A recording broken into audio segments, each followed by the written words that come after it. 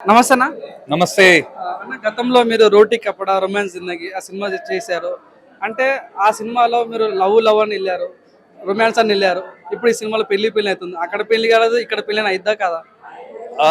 అక్కడ కాలేదు, ఇక్కడ అయిద్దో లేదో మీరు సినిమా చూసి తెలుసుకోవాలి. ఏం చెప్పదలుచుకున్నారన్న ఈ సినిమా గురించి? సినిమా గురించి చెప్పాలంటే ఇది మోడర్న్ మిస్ అమ్మ. సో మిస్ అమ్మ అనగానే మీకు సావిత్రమ్మ గారి సినిమా కావచ్చు, భూమిక గారి సినిమా కావచ్చు, అవి గుర్తొస్తాయి. ఫీమేల్ క్యారెక్టర్స్ చెప్తున్నాను ఎందుకు అంటే అంత స్ట్రాంగ్ ఒపీనియన్స్ ఉన్న క్యారెక్టర్స్ కదా అవి. సో సిమిలర్లీ మా సినిమాలో కూడా పెళ్లి మీద వెరీ స్ట్రాంగ్ ఒపీనియన్స్ ఉండే ఒక క్యారెక్టర్ అనమాట హీరోయిన్ది. సో ఆ అమ్మాయి ప్రేమలో పడి ఆ అమ్మాయిని పెళ్లి చేసుకోమని అడిగే ఒక హీరో క్యారెక్టర్ అనమాట.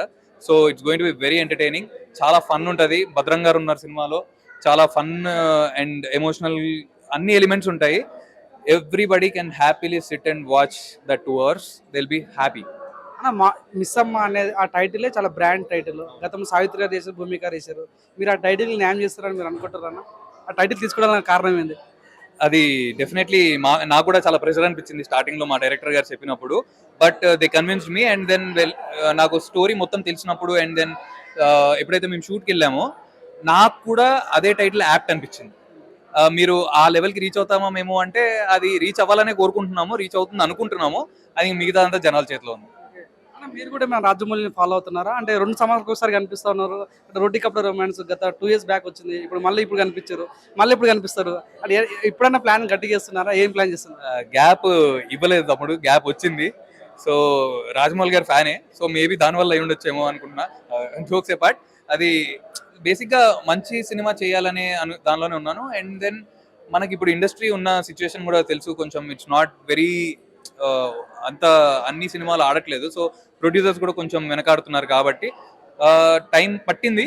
బట్ ఒక మంచి సినిమాతో రావాలనుకున్నాము, ఒక మంచి సినిమాతో వస్తున్నాను.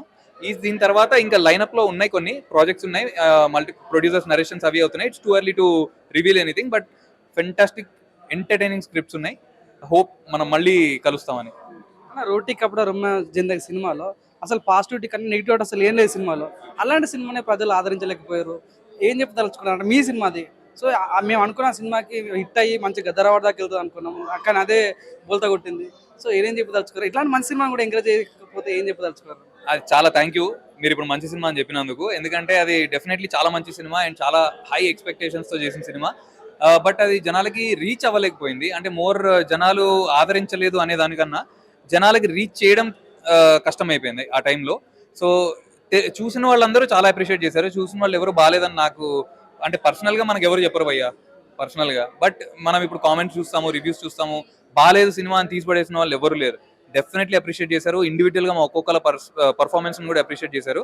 బట్ అలాంటి సినిమా జనాల్లోకి వెళ్ళలేకపోయింది. అది ప్రాబ్లం చాలా సినిమాలకి జరుగుతుంది. అలా జరగకుండా చూడాలని మేము ఈ సినిమా ప్లాన్ చేస్తున్నాం. మరి ఇప్పుడు కాన్ఫిడెంట్ ఉన్నారా ఈ సినిమా హిట్ అవుతుందని? యా, హిట్ అవ్వాల్సిందే. యా. మీ వెనుక ఎవరున్నారన్న? అంటే ఎవరికి ఏ పెద్ద హీరోకైనా ఒక ప్రొడ్యూసరో లేకుంటే ఒక బ్యానర్ సపోర్ట్ ఉంటుంది. మీ వెనకాల ఎవరున్నారంటే ఏం చెప్తారన్న? నేను నా వెనక జనాల్ని పెట్టుకుందాం అనుకుంటున్నాను అంతే. ఎందుకంటే నా వెనక ఎవరు లేరు, ఇప్పుడు కూడా ఎవరు లేరు. సో సిమిలర్లీ నా వెనక ఎవరు లేరు. నేను కష్టపడి మంచి సినిమాలు చేస్తే డెఫినెట్లీ జనాలు ఆదరిస్తారు, వాళ్ళకి నచ్చితే ఆదరిస్తారు. మనం ఆల్రెడీ చూసాము, నాని అన్నను ఎంత పైకి తీసుకెళ్లారు, రవితేజ గారు ఏ లెవెల్లో ఉన్నారో మనం అందరం చూసాం. వాళ్ళందరూ ఏ బ్యాక్గ్రౌండ్ లేకుండా వచ్చిన వాళ్ళే. మెగాస్టార్ చిరంజీవి గారితో స్టార్ట్ చేసి, సో చిరంజీవి గారి ఫ్యాన్ నేను. అదేవిధంగా నేను కష్టపడుతూనే ఉంటా, మంచి సినిమాలతో వస్తా, జనాలు ఆదరిస్తారు ఏదో రోజు. థ్యాంక్ యూ నా విష్ ఆల్ బెస్ట్. మంచి సినిమాలు చేయాలి, మంచి టోటల్ మనస్ఫూర్తి కోరుకుంటున్నాను. థ్యాంక్ యూ సో మచ్ తమ్ముడు.